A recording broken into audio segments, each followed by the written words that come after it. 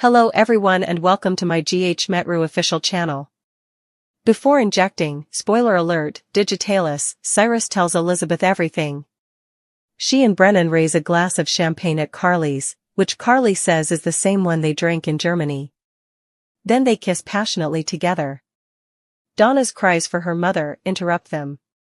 Donna tells Carly that she had a nightmare when she brings her out. Donna questions the cause of their nightmares. According to Brennan, dreams are the movies that people's brains play while they sleep, and having a terrible dream indicates that something is upsetting them. How does he know so much, she wonders?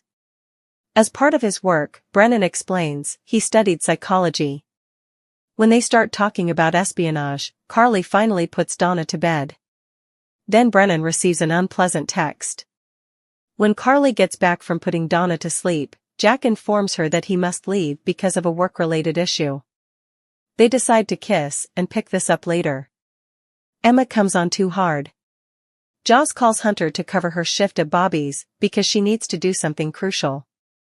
When Emma and Gio arrive, Emma wants to spend some time with Joss. Joss is invited to join Emma's anti-animal cruelty group. Joss expresses curiosity but excuses herself to attend to a client. When Joss returns to Emma and Gio, Emma requests that Joss give a speech and serve as an underwriter for the student council event. Joss says she will have her family donate, but she doesn't have the time because she is going through a lot at the moment.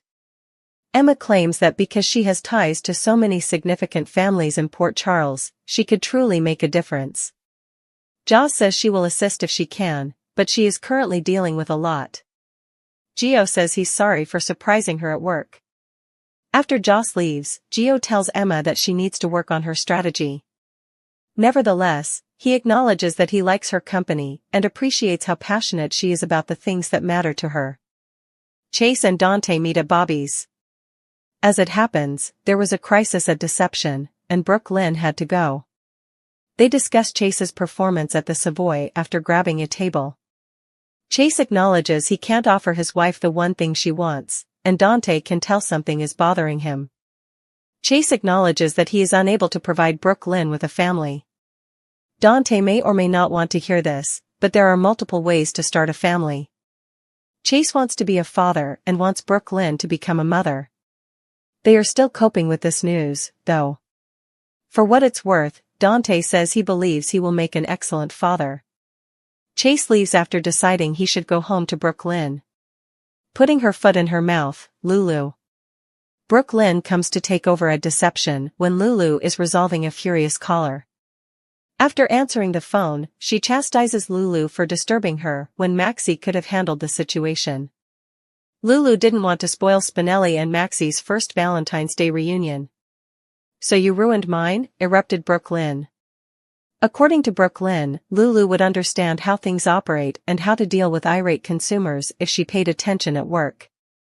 She cannot continue to phone clients in an unreasonable and impatient manner, which made the caller even more irate than they were for the reason they called, a failed money transfer.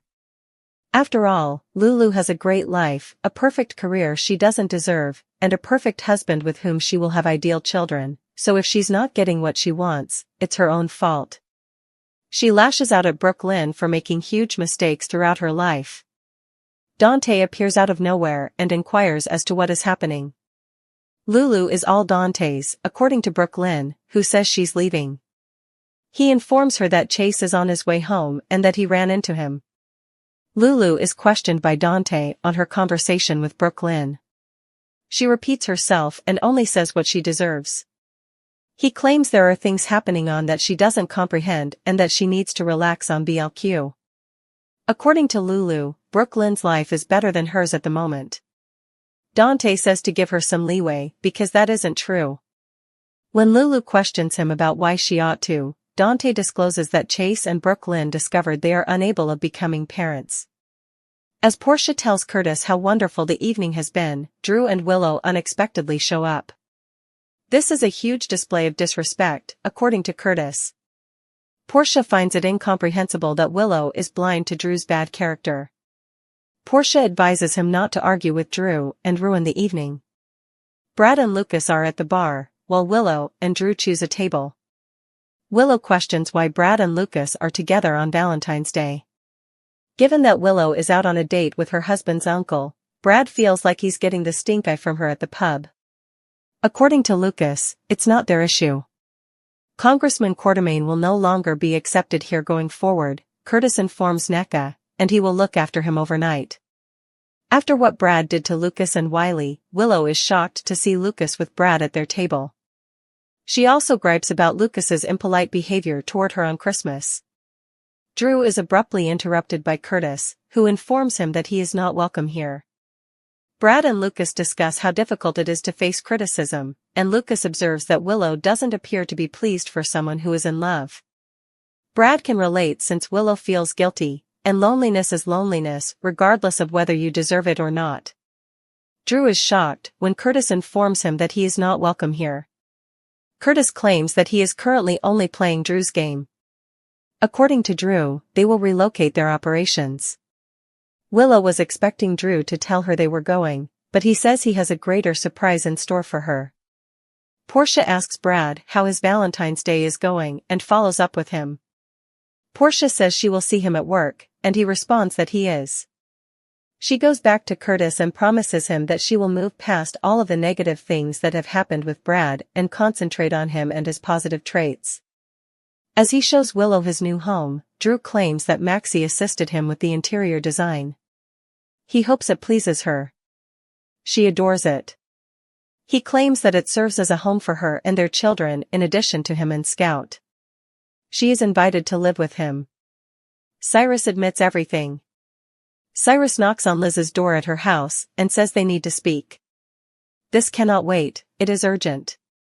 She informs Cyrus that he is making her uncomfortable after he bursts in. Since she has been inquiring about him, he figures she would be thrilled to see him. He's giving her the chance to confront him with questions. Liz claims to be exhausted, but he won't go until they talk about the reason behind her incessant questioning of him at GH and Turning Woods. Liz says, "Why did you try to kill Lulu?" In the beginning. As a nurse who has seen patients with little possibility of recovery hooked up to machines, Cyrus claims that Lulu was in a coma with no prospect of recovery. Liz has witnessed families make the difficult decision to remove their loved ones from life support, which ultimately turns out to be a gift. Now that she understands, he wanted to put an end to her suffering because Lulu is his family. But what about the others? Liz wonders. Cyrus exclaims that he was given the power to release these imprisoned spirits and that, in God's eyes, they are all family. He laments that Lulu had a right to the splendor of paradise and that her family was allowing her to remain in that coma while paying her infrequent visits. So that's why you turned off her ventilator? Liz says. No, that was much later, he adds. According to Cyrus, he first chose the incorrect drug for Lulu, which caused her liver to fail and brought attention to his efforts. Liz claims to comprehend Sam, but why Lulu and the others? He clarifies that Sam's donation obstructed the Lord's plan, and it was impossible to predict whether it would succeed. She interfered with God's plan, which led to her death. He claims that while he was releasing Sam, he discovered Digitalis, which is rapid and painless. No one knew that the Lord would bring Lulu back to them, so he had to carry on with his task. Then Liz asks, why Dex? According to Cyrus, Dex once nearly killed Sam on Sonny's orders after spotting him close to his chamber. He maintains that he had no ill will toward Officer Heller and had long since forgiven Dex for that. A flashback then shows Cyrus going to the morgue to view Dex's body and taking off his hospital bracelet. Liz is informed by Cyrus that in order for the mission to proceed, he has to take Dex out. Liz understands that because Michael was in suffering, he also wished to release him. She is also aware of his mother, and Cyrus claims that Martin won't release her, keeping her in agony and confined to a bed. I see what he's doing is just another kind of healing, Liz tells him. Cyrus expresses gratitude to her for comprehending his objective. Cyrus apologizes, but says he has to do this since nothing should endanger the goal. She sobs, no, there must be another way, as he draws out a syringe. Lucky interrupts abruptly and yells, avoid her. Cyrus claims that since he won't have to come look for his nephew next, this is ideal. As Cyrus tries to inject him, he charges Lucky, and they fight. As Lucky knocks Cyrus unconscious, Liz dials 911. She notices abruptly that Lucky has had an injection in his leg. While attempting to save Liz from Cyrus, Lucky gets stabbed with a syringe, and Drew invites Willow to move in. Wednesday, February 19, 2025, Curtis ejects Drew from the Savoy. Chase informs Dante that he is infertile, and BLQ gets irritated with Lulu. Recap of Tuesday's GH. Anna pleaded with Jason to change his mind, and Lucky and Liz shared a kiss before Cyrus arrived at her house. In her kitchen, Carly and Jack sip champagne. They had the same kind in Germany. Before her daughter calls her away, they share a kiss. When she takes Donna in, she advises Brennan that he should go to bed because he appears exhausted. He explains the causes of terrible nightmares as they discuss them.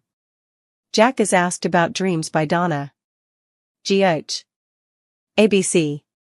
Carly determines it's time for Donna to go to bed as her daughter begins to inquire about spying. He receives a text. He leaves after explaining that something happened at work when Carly gets back. Chase finds Dante outside of Bobby's and informs him that BLQ was called off their date due to an emergency at Deception. When Gio and Emma visit Bobby's, they begin to talk endlessly to Joss about the abuse of animals. Joss is asked to assist Emma at a charity fundraiser. Joss would love to help, but she is currently quite busy and doesn't have the time. She will encourage her relatives to contribute. Emma apologizes after snapping that slacktivism doesn't really help. Joss is certain that she will complete her tasks and notify her if her schedule permits. Joss takes off as soon as she feels relief. Gio and Emma discuss how exaggerated she can be. Her passion is something he adores. She smiles at that. The police are given a table. Chase explains to Dante that he had to make amends with BLQ because he was unable to grant her one of her requests. Chase reluctantly admits that he is unable to provide his wife with the family they desire. Dante informs him that there are other approaches to starting a family. Chase will stop at nothing to become a father. Dante tells him how hard it was for him and Lulu to conceive, but he is confident he will find a solution. Chase thanks him for the conversation and leaves. BLQ lumbers into the office at Deception and takes Lulu's phone. After settling some bills, she tells Lulu that by bringing her in there, she wrecked her Valentine's Day. After Lulu apologizes, BLQ chastises her for her remarks to a significant client. The fact that she cares more about the client than herself doesn't impress Lulu. They argue over it and who has experienced greater inconvenience. She is accused by Lulu of continuously failing upwards and obtaining everything she desires. Not everything, BLQ asserts. Lulu is yelling as Dante enters and demands to know what's going on. BLQ says she's leaving and leaves, complaining. He advises Lulu to back off after she claims that BLQ was inappropriate. She rants about how her life is a shambles and BLQ's is flawless. Since she and Chase recently learned they are unable to conceive, Dante asks her to be understanding of BLQ. Portia expresses her appreciation for Curtis' romantic side at the Savoy. When they see Drew with Willow on his arm, they are horrified. They discuss how horrible he is. She must soothe her hubby. Drew is no longer welcome there, Curtis tells Nika. Willow and Drew raise a glass to her beauty. She wonders why Lucas and Brad are together as she looks at them in the bar. She will never forgive Lucas for his words to her or Brad for what he did to Michael. Curtis approaches Drew and informs him that he is not welcome there. He is not welcome with his old friend. Drew walks Willow out after telling her he has a surprise for her. Brad and Lucas are discussing Willow's mistakes in the bar. Everyone makes errors, Lucas continues. Willow doesn't appear happy to the doctor. Brad believes she is a victim of guilt and denial. Then the loneliness sets in. Telling him to have a good night, Lucas makes the decision to go. Curtis informs his wife that Drew has been resolved. After expressing her hope that Brad had a great Valentine's Day, Portia returns her attention to her spouse. Willow is taken by Drew to the home he purchased. She adores it. He claims that Lucy worked quickly for him. For them and their children. "Come live with me?" he inquires. When Cyrus arrives at Liz's door, she is frightened and won't leave. She reminds him that it's late and that he's making her feel uncomfortable as she steps back from him and drops her cake. He believed she would be thrilled to see him. He figured he'd give her a chance to talk to him directly since he knows she's been asking others about him. He pushes they speak even though she says she doesn't have the capacity for this. She asks bluntly why he attempted to murder Lulu. He tries to clarify after inquiring as to whether she is spiritual.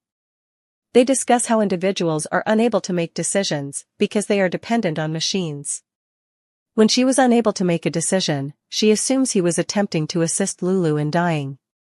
Everyone, he claims, is a member of his family. All Cyrus was attempting to do was release spirits trapped in their own hell. He is distraught and maintains that Lulu had a right to heaven's splendor. His initial attempt to release Lulu was unsuccessful and caused liver damage.